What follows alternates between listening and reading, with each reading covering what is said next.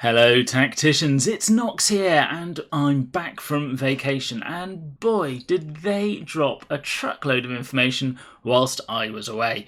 First up, and all about today's video, is going to be Titus and the survival mode. But not only that, they have also announced Lucian, a Death Company intercessor, which is going to be available on September 8th, so watch out for a video on that. And, if that wasn't enough, a new guild raid boss, Magnus the Red, the Crimson King and Demon Primarch of the Thousand Suns, is also on his way. But of course, I'll let you know about those as soon as I'm allowed. And before we start looking at Titus, I just want to say my usual thank yous, and today they go to Medic403, Divine Demon, Lord Gredus and Sir Smeg of Head. All of you have used my friend code and it is very much appreciated, so thank you once again. And now let's have a look at Titus. He unlocks at the epic Rarity, and he is an Ultramarine and has Final Vengeance, where when he loses his last health he will immediately perform a normal attack on an eligible target and is then defeated as normal. And if you're like me and you're looking forward to Titus in Space Marine 2, that's also released on the 9th of September. But let's focus on what he can do in this game. So let's have a look at his abilities. And here are all of his stats at the varying levels I like to look at. His active ability is Tactical Precision, which means he will attack a targeted adjacent enemy. If Titus is charged, and that means if he's come into contact with that enemy this turn, he will deal additional bolter damage to it. That attack is always a crit and will deal additional damage. However, if Titus did not charge, then instead he'll deal 3 lots of chain damage to all adjacent enemies. So he's either going to charge into you and fill your face full of bolter fire, or kill everyone surrounding him. What's interesting is it also says when Titus gets revived or resurrected and Tactical Precision has already been used, then the Tactical Precision can be used again this battle. Let's have a look at his passive, Fueled by Fury, to see what this actually means. He will deal additional damage with all attacks for each time a friendly character has used an active ability this battle. Unfortunately, this doesn't work with Tangida, who can use his ability every turn.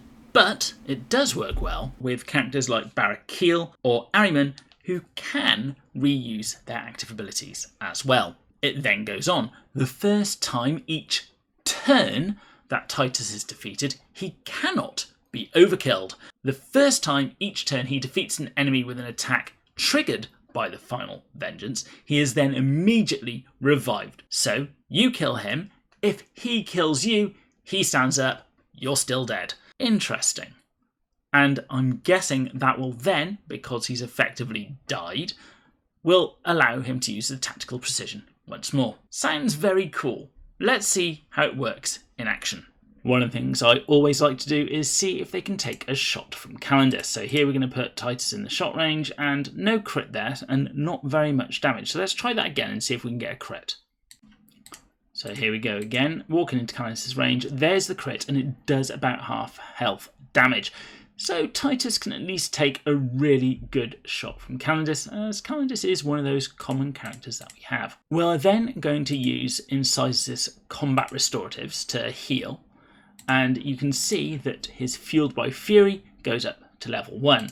And if we use the Warhowl, you can see it goes up another level to level 2. Now I'm going to get Malladus and Titus to hit each other a few times just to get them low on health. And I'll actually use the Tactical Precision from Titus just to see how much damage that does, and that's a decent amount of damage, bearing in mind it has been Fueled by Fury, and by using his own active it also increases how much damage he does as well. So on this attack, Malladus is going to kill Titus. Now we're hoping that Incisus is going to revive him. He does have a 90% chance, so it should work. And we're going to see what happens. There's the counterattack. And Incisus healed Titus back. And if we look at Malladus, he's left on 17 health. So it means that he was actually revived by Incisus. So we'll move Incisus away. And you can see that even though we've used tactical precision, because he's been revived, it's come back. And now with the enemy's turn, what we can do, we'll kill Titus. Now he will then, because he can't be overkilled, lash out at Malladus, kill him and revive himself. Just like that. And if we switch back to Titus's turn, you can see he's kept all the buffs, and indeed he's kept his tactical precision as well. And finally, what happens if Titus has used his ability but then used the Fueled by Fury to revive himself? Does he get his tactical precision back? So here's Malladus attacking and killing Titus. Titus kills Malladus, comes back to life, and yes, he gets his tactical precision back and is free, well, to kill Calandis and come back to life again. And indeed, if we double check, he has it back one more time. So that's the abilities kind of shown and how they work together. But what happens if he is overkilled? Which one takes precedence? The one that says always overkilled, which says they cannot be revived and count as overkilled even though they normally can't be overkilled, or does Titus's ability, which says he can never be overkilled, take precedence? Now, I would assume that it's actually the always overkilled that takes precedence, because it actually mentions even if they can't be overkilled. So let's go through this again, and what we're going to do, we're going to put Malladus in harm's way, and we're going to basically shoot Titus until he's dead, and let's see if he can revive himself even though now he's going to be overkilled. We now have Malladus on 139 health, and Titus should be able to kill him with his final vengeance. But let's see what actually happens. There's the overkill, no final vengeance, can't be revived, and that is pretty much that. So we've seen Titus. How do we unlock him? Well, there are a number of ways to get the shards to unlock him. One of them is, of course, the battle pass. The other one is this survival mode, as well as all the bonus shipments that you can purchase if you so wish. It also looks like we are getting another 10 days of launch celebration, where again you can buy extra bundles if you so wish, and then there are 2 free days so make sure you log in on day 3 and day 6 to claim those freebies. And the survival mode itself has missions. You get 1 daily mission every day, and there are 2 full event mission paths. One, of course, is for the premium missions, should you buy them, and the other is free. So make sure you pick these up as you go through. The missions give you event points, which increase this meter at the top, and that gives you your oaths. The oaths then go to unlock the coffers, which will give you Titus shards. So, very familiar with other game modes, such as the legendary events and the heroic events that we've seen in the past. And carrying along the theme, you have a leaderboard as well, where the higher you are on the leaderboard, the more oaths you get, and of course that will mean opening up more chests. So I'm guessing there's going to be a bit of jockeying for position at the top here. When you click on Play Survival Mode, you are presented with the waves that you'll be attacking. It starts off with 9 Hormigants at Iron 1, and will finish at 12 Tyranid Warriors at Diamond 3. So, unless you've got the best of the best, you may not survive until Wave 13, but this is all about surviving as long as you can. The eye up here actually tells you about the survival mode. The important bit is the rarity cap starts at common, so even if your character's a Diamond 3, when you start the first wave, your characters are going to be at the common level, and you need to defeat the waves to then increase your own rarity cap to then attack the enemy. So you start off in the middle of this, and you can see there are 4 entry points for the Tyranids to come into. And you can choose any of your characters, although I will suggest that you bring in Incisus, as you are going to need to heal your characters. And of course, you're going to want to bring along Titus, as he's going to get better and better as the mission progresses. So it starts off with everything swarming in. Now, this point, it looks like a normal onslaught. They come in, you kill them all. The difference being is, as you can see, my Manius Calgar is actually diamond, but here he is restricted to iron. And if you want to bring in a wave early, you can trigger it using this double arrow up here for additional points. Now, bear in mind, if you choose to do this, the enemies will immediately attack, and you'll only be able to move with the characters you have not yet moved for your turn. So let's do this. For example, we're going to Howl with Ragnar and move Manius down and hopefully kill off all these.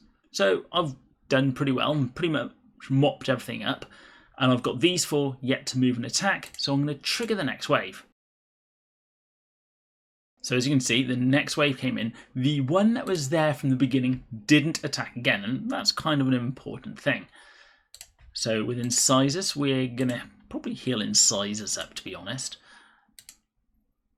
And as Sarkwell has been revived, he can't actually do anything. So we're just going to focus on the ones near us. Where are we going to go? Let's kill this one here. And then the enemies have their turn. And if you really wanted to, you could trigger the next wave again. But obviously there's a limit to how many enemies your troops will be able to cope with at any one time. So we'll carry on attacking, normally for now. When you defeat certain waves, you can sometimes get power-ups, and it is in your interest to pick these up as soon as possible, as if the enemy steps on them, they will be removed. So let's try and get people closer to the mark.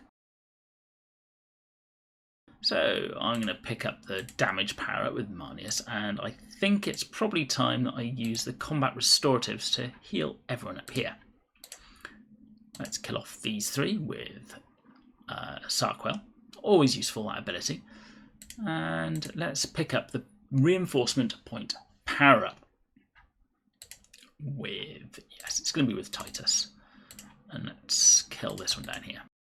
When you complete certain waves, in this case wave 2, all your team will go up to the next rarity. So they were iron 1 before, they're now at bronze 1. And again, because a wave was completed, there's some more power-ups.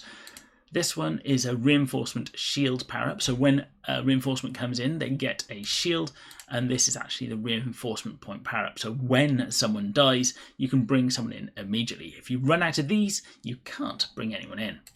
And let's fast forward a few turns now. And this is going to be a learning curve. We're going to have to find out exactly what needs to be done to get the most out of our troops in this. And as I said, this is wave after wave, and AoE is going to be key. So if you have Calgar, Sarkwell, they are going to be really helpful to try and mop down these troops. And indeed, the newest one, Mateus, might be quite useful as well with his summons. How do you know when a power-up's going to drop? Well, if you click on the reinforcement icon, in this case 4, you'll see these 3 are glowing. So I know if I manage to kill off all these 3, I'm going to get some more drops, and there they are. And of course, because wave 4 was the last one in bronze, all my troops are now up to silver. And this blue star here is one that you're really going to want to look out for. And who you pick it up with is going to be really dependent on you. I can see it being very useful on someone like Manius Calgar, so he can do his AoE attack, but also maybe Incisus, so he can do his AoE heal.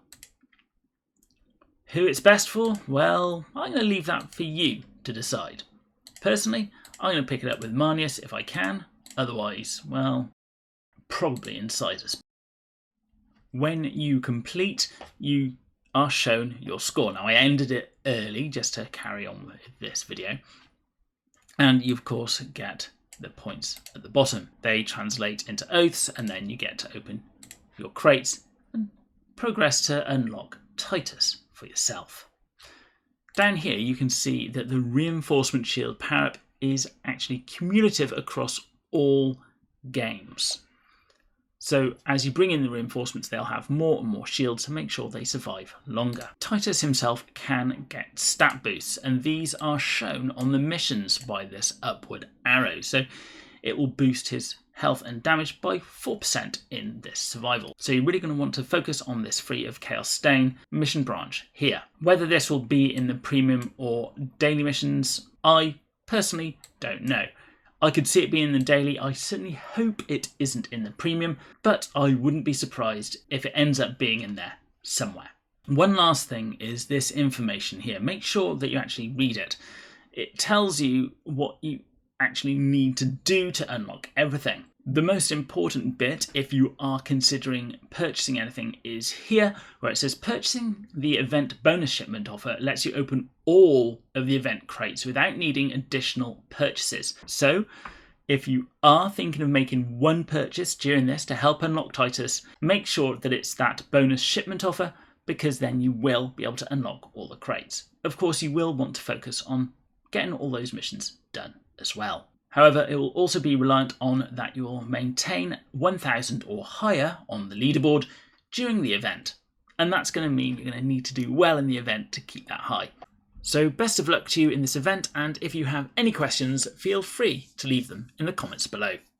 If you like these videos, then it would be much appreciated if you at least think about using my friend code, as it really does help me out. Or if you or your guilds are looking for a new home, please reach out to any of the guilds shown, as we'll always welcome new people into our midst. As always, don't forget to like, comment and subscribe, and I'll be seeing you on the battlefield.